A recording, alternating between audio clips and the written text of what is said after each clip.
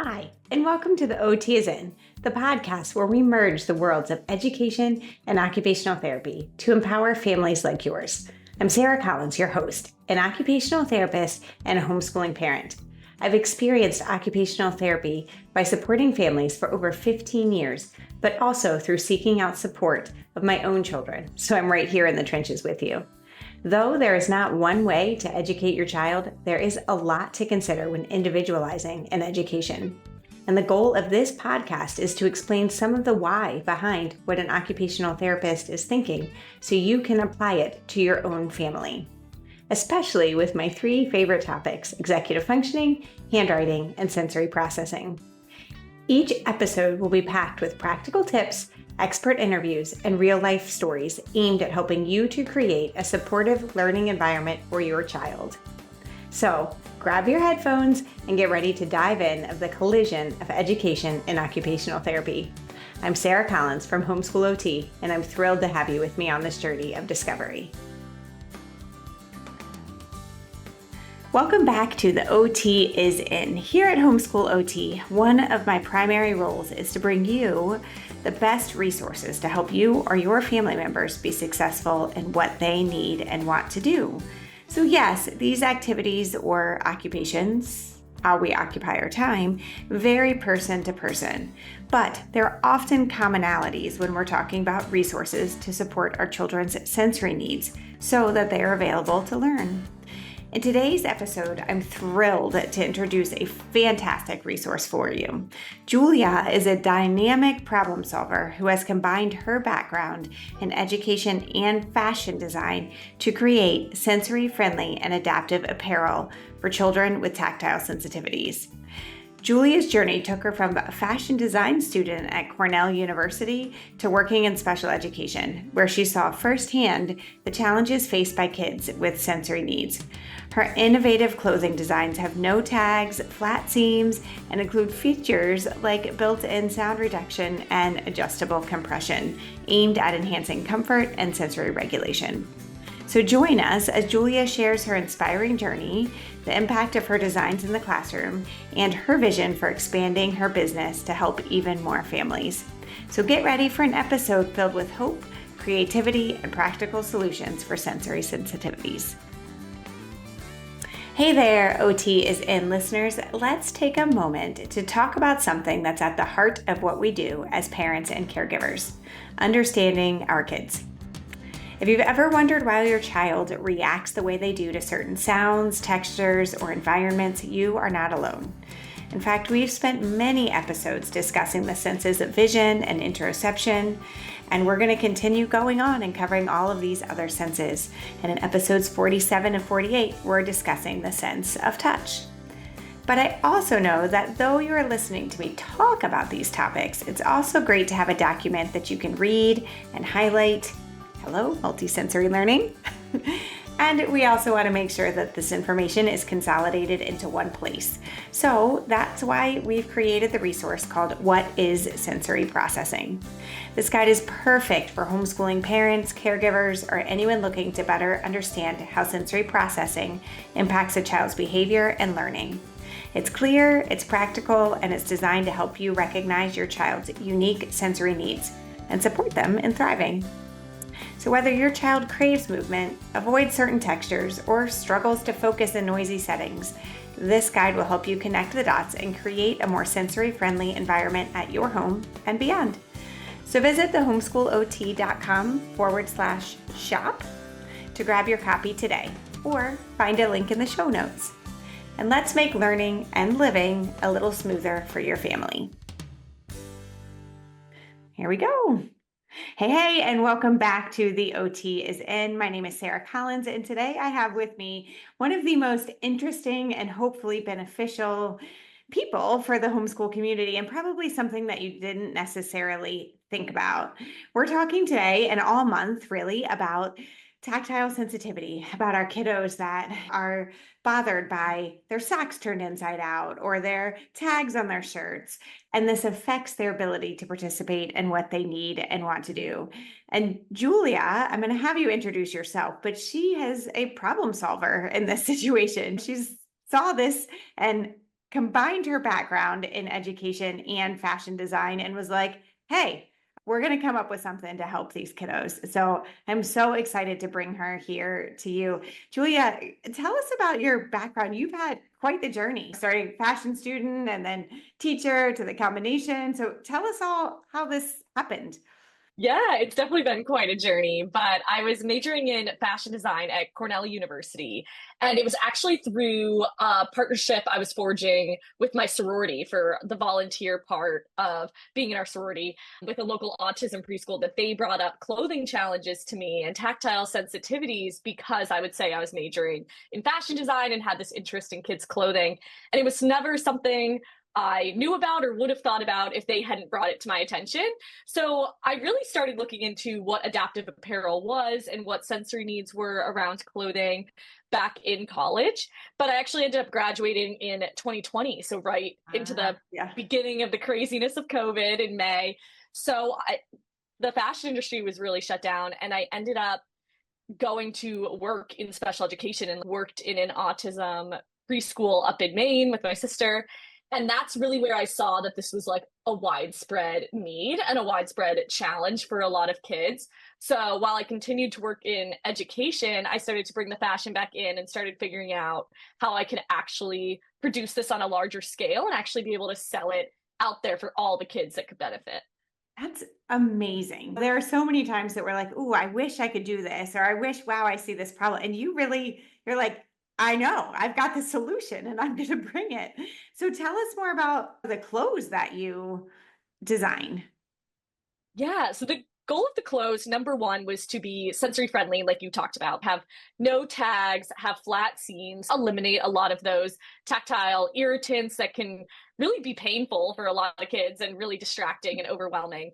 So that was step one, but I really wanted to take it a step further and say, hey, if this is already something comfortable that they're wearing, how could we add deeper sensory tools into that to help them with sensory regulation as a whole throughout their day with what they're wearing and keep it in an easy, stylish way. So I really started playing around with adding things like sound reduction into the hood of our hoodies, adding adjustable compression built into our t-shirts. So you don't have to wrestle them into a separate vest or remember to carry it around.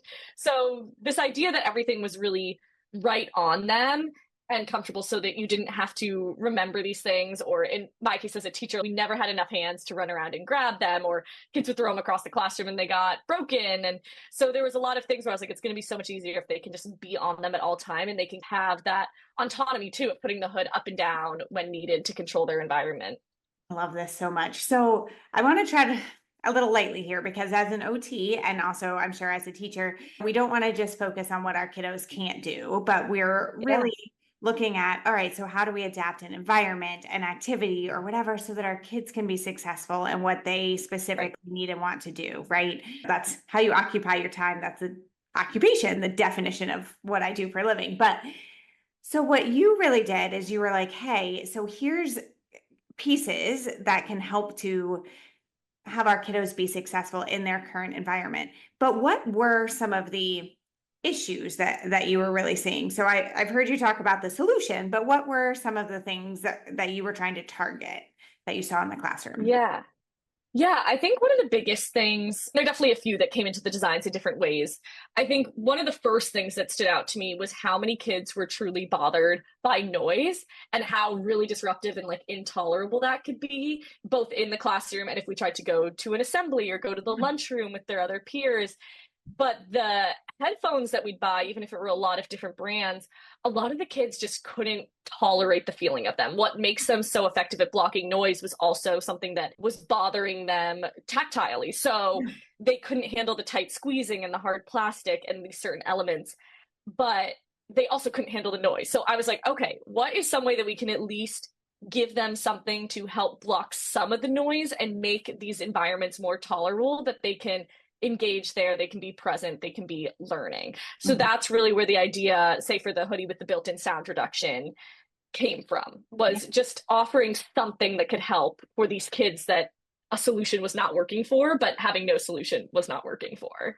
I can't tell you how many parents come to me and say they're eating at the dinner table or the lunch table or whatever, and one child is chewing too loud and then the other child is, I can't handle that. And then there's a breakdown and, or can't even verbalize and say the sound is what's bothering me. They just know that they hate it so Right. much.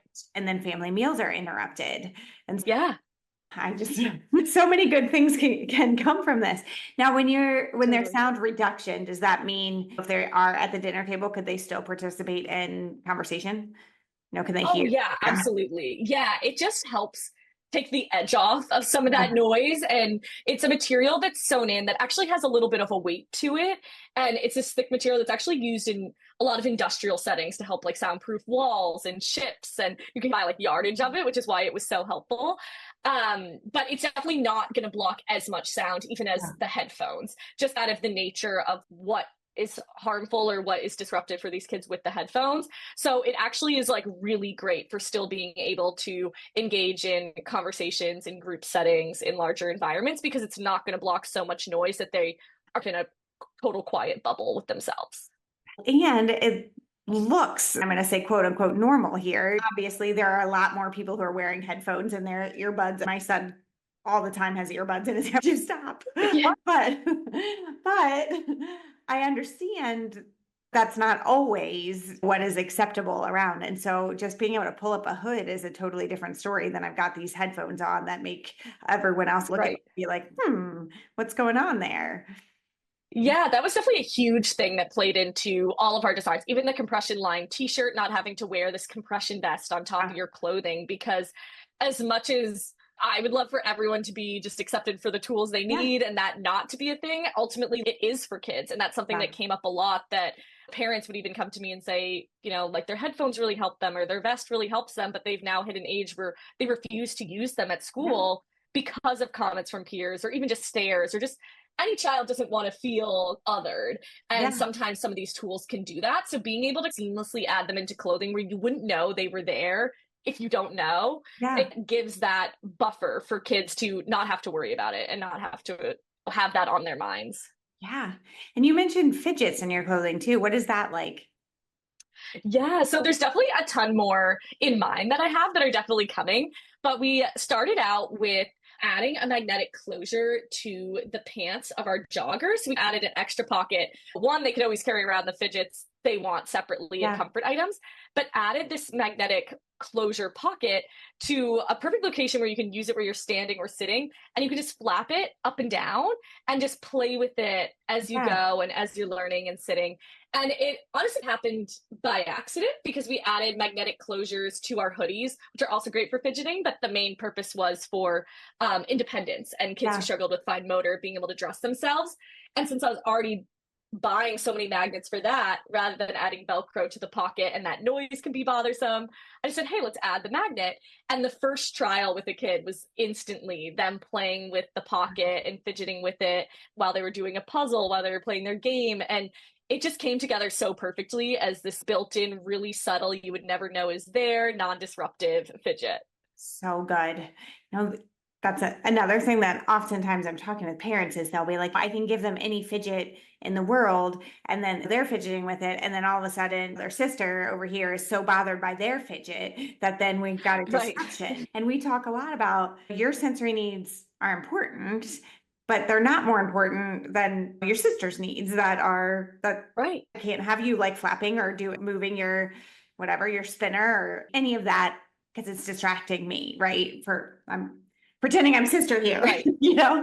Yeah, And yeah, so yeah. the way that Balancing both you, needs. right? I'm moving here side to side, so it could be both of them.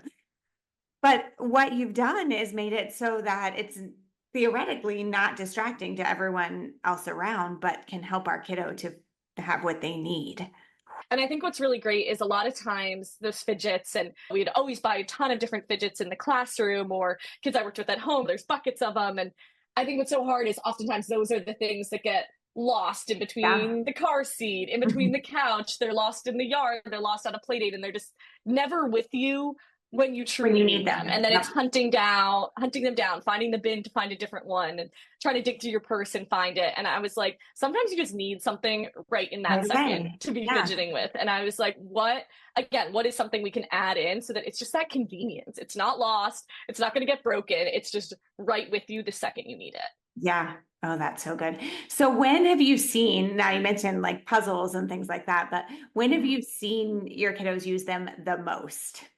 That is such a good question. And it so varies by kid. Like I'm now like picking a student in my head, but there's one student that went through this period where the transition from the bus into school every morning was just so dysregulating. And it wasn't his first year at school. There was just something about it for a few months that was really hard. You walk in, it's just the bright fluorescent lights. It's pretty early in the morning. Kids are all going to their classroom, so it's loud and crazy. And he just couldn't settle in the mornings. And so immediately, what I started doing, our routine would be to put on the compression shirt. As soon as he hung up his backpack, hung up his coat, he'd get ready and I'd strap him in, and then we could go for a walk or do whatever. And it just became each morning got easier, and he came to expect to put the shirt That's his on. And predictability. That's beautiful. yeah, so it wasn't as chaotic in the morning because it would really come in like really hot, already melting down by the time you get there, already trying to put on the tools almost like after the fact of when you would Yeah. have wanted to. And it's slowly because that was coming and we could build that routine, we were able to put it on him before it really hit the point where he was really melting down and really having a hard time. So that was really cool. And that was when it got used daily and just really became a part of our daily routine with him, which was really cool to see. That. What I love the most about that is that you were able to recognize, all right, so this is what this kiddo needs, and ideally to help before he's in this situation. Because we talk about this so often with parents as Yeah. if we can think about what happens before an activity, during, and after, and where is that meltdown, like that analysis. And that's what Right. you did. You were like, hey, this is where we're seeing the biggest struggle with what he specifically needs and wants to do. Like getting into the classroom is what he needs to do. There's the struggle. So Yeah. what can we do to help? And you built that in through the environment and through your rhythm, but then also here's your adaptation, your clothing. Oh, Yeah, I think it was really cool, especially being in a more behavioral focused program and classroom setting. Coming in, and I always came at it from this like sensory background. That's where my knowledge and research was always coming from. So it was really cool where I was this in between of almost like the OTs who couldn't always be there and the yeah, teachers with the like behavioral background. I was like, let's pause because this is probably a sensory thing we could address and not a behavioral thing we just need to force him into. And so it right. was always really cool being able to play that role and then being able to use these tools and these clothes I created to show how much it is sensory. Because if you Yeah. address them, you see this change in behavior. Yes. Oh, you're speaking to my OT heart. You know, my close personal friends often joke that homeschoolers don't make decisions in February. It's too cold, too dark, too dreary. Any change feels like a risk that we will regret. But let's be real, sometimes February is exactly when we need a change. I remember February of 2018 like it was yesterday. My daughter, a fifth grader at the time, looked at me after yet another frustrating math lesson and said, "We just can't do math together." She might have said it a little more rudely, but we're just going to keep it at that. And she was right. Our brains just weren't meshing, and math had turned into tears for both of us. And that's when we made the switch to CTC Math, an open and go online program that changed everything. CTC Math offers video tutorials that are short, clear, and easy to follow. They're perfect for kids who need concepts explained in a way that really clicks. Plus, with their flexible pacing and interactive practice, it's great for families juggling different ages and different learning needs. And what's more, parents get detailed progress reports so that you always know how your child is doing without hovering over their shoulder. Since 2018, CTC Math has been a game changer for our family, and it might just be the change that your family needs too. So head to ctcmath.com to learn more and to start a free trial. And let's make math one less thing to stress about. So initially your products were in that one specific classroom, right? And you tried them out with students and stuff there. So tell me, how did it come from that to what you're doing now to where do you see this going in the future? Yeah, so it definitely started out small. Like originally, I was making the samples in studio and then being able to start getting samples made from manufacturers and testing out different things until we did our first big production run, which was really crazy to try to figure out after going from always just making the clothes myself and trying to figure out that whole process of getting things mass produced. But we finally got that order in and started selling online, and largely finding everyone on social media, just being able to show off in video format what the clothes are, how they're different, how it's not exactly comparable to something out there. So there's still that whole educational side of it. And then slowly just like growing the sales really that way. But I was still teaching full time, which made anything else outside of posting on social media during my lunch break Really pretty hard, challenging. right? Yeah, because you're with these kids all day. You can't, it's not a desk job where you're answering emails and you can Right. hop on a Zoom. You're really full on. So that was definitely hard, but everything was always available online and always occasionally had sales coming through until I decided recently to leave teaching to really focus on it. I saw that growth enough that I said, hey, like this is really something that's going to help people, but it can't unless I really dedicate to like getting it out there. So that was a hard transition, and it was definitely sad leaving my classroom and the kids, but it's definitely been cool to see the growth in the business since then, and being able to do more production runs and planning our next round of products with like changes based on customer feedback, which has been really cool. And in the future, definitely goals for 2025 is to expand beyond just selling on our website and start being able to have wholesale partnerships so people can go and test out the clothing in person or go touch it and feel it, or even just shop on the other sites that they're already on, or people discovering us in different ways. So it's definitely gonna be really exciting heading into 2025 and seeing where that all goes, but hopefully a big year of growth. Oh, that's so cool. Now, one of the top questions that I get from parents are, yes, my kiddo needs this, right? And I've started to learn about myself through my child. I can't tell you how many parents tell me that. So, do you have adult clothing, especially for those moms that are like, I'm all day long, I'm hearing, Mom, Yeah. and tugging on me. And by the end of the day, my nerves are so frazzled. Do you have that? Yes. Yes. Yeah, we do. So that was a slow addition we're slowly rolling out. Like each production run, I add another style into adult sizes. So right now we have our sound reducing sensory break hoodie in adult sizes and the sensory friendly joggers with the magnetic fidget pocket on it both, and you can get them as like a matching fun like sweat set.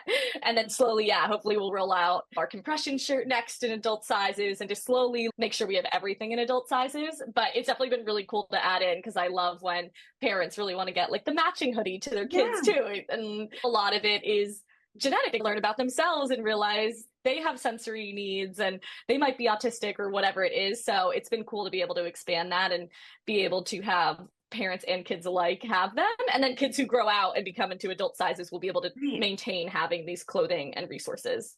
That's so amazing. Yeah, I think it was the very first time that I stumbled across your account. We met on Instagram and it was you on an airplane with your hoodie up. And I was like, yes, because that sound from the airplane is so tedious, is how I would explain it. And my daughter struggles Yeah. every time that we fly. And I was like, that's Yeah, the noise is so nice. And I feel like I was always, what's great about that hoodie too, which I don't know if I've mentioned on the podcast yet, has an eye mask that's built in that pulls down. So that's really what made it like my go-to. That first adult sample, like ever since then, has been my travel buddy, because there's something about trying to keep the separate like eye mask on and your headphones and try to sleep. It's just a lot. So it's been so nice to just pull it down and be like, I'm gonna stay on my little seat in my little bubble and make it through the flight. It's been awesome. for sure. So with the eye mask, does it cover completely or can you still see? How does that work? It covers completely. So it's made of the same material as the sweatshirt. And so it just folds back when you don't want it. It can be up in the hood and then you flip it down. So it covers to like about your nose, and it'll just like cover, and it's dark. So it's not like a see-through material, but it's really easy to like even just scrunch it up a little so you can see when you need to.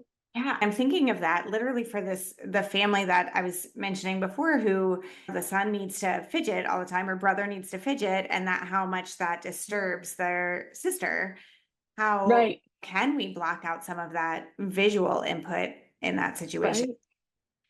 So, Yeah, I think it's what's so cool about adaptive apparel in general, and then also like the styles I'm specifically trying to create. It's just how versatile that can be. It can be for the kid that like the lights in the grocery store is overwhelming, so they can just pull it down and sit in the cart and block it all out.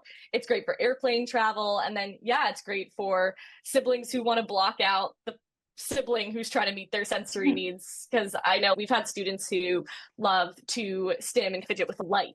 And those, but then that can be really disruptive, shining, flashing, colorful lights for other kids. Yeah, I think it's really cool to see how all of our designs can be so multi-purpose in that way.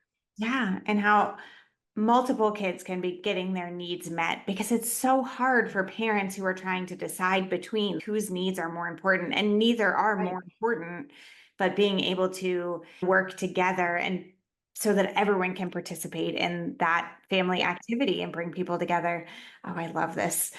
So many important things. So tell our listeners where they can find you and find all this fantastic apparel. Yeah, so our website is sensoryclothes.com, where you can always shop all of our styles. And on there is always like a ton of videos and blog resources about other things surrounding sensory, always like my email if you have questions. And then all of our social media, we're at sensational_you, which is YOU. And sensational is a play on words. So it's SENSE, you. So that's a little trick there to find us. But yeah, we're pretty much everywhere. And I completely run the business. So if you message the chat bot on the website, it pings my phone and I'll get back to you. So I always love connecting with parents and customers and answering questions and helping out where I can. So definitely feel free to message or email if you have any problems or can't find us. And are you still working through coming up with new ideas? If families are like, hey, this is what I've got going on, are you doing that type of Oh custom? yeah, totally. Yeah. So I can't do custom clothing right now, just the way manufacturing is going right now, where I couldn't do a one-off design, but I still love hearing those things because I feel like it's never just that one family, and I'm always looking for kind of the next designs we can make that can meet these other sensory needs. And as we said, and a design ends up being helpful for so many other reasons too. So there's actually a specific form on our website you can submit, or just always email or message me, because I definitely love all of that. And I definitely have this reserve notebook of all the designs I want to create when we're able to do so. I definitely love hearing from people, because if it's one of those, like, we'll bump it to the top. So that'd be great. So great. So great. Thank you so much for joining us, Julia, and for telling your story, but also providing this for our community as a whole, the homeschool community and the neurodiverse community. Just so many needs that are being met all at once. So thank you so much. Yeah, thank you so much for having me. This was so fun. And that's a wrap for today's episode of The OT is In. But before you go, I've got some exciting news. Episode 50 is just around the corner, and we're celebrating with a special Q&A session. This is your chance to ask me anything about homeschooling, OT strategies, parenting, or whatever is on your mind. And I'll be answering your questions during the big 50 episode, so don't miss out. Head over to the show notes now to find the link where you can submit your question. I can't wait to hear from you and to make episode 50 something truly special.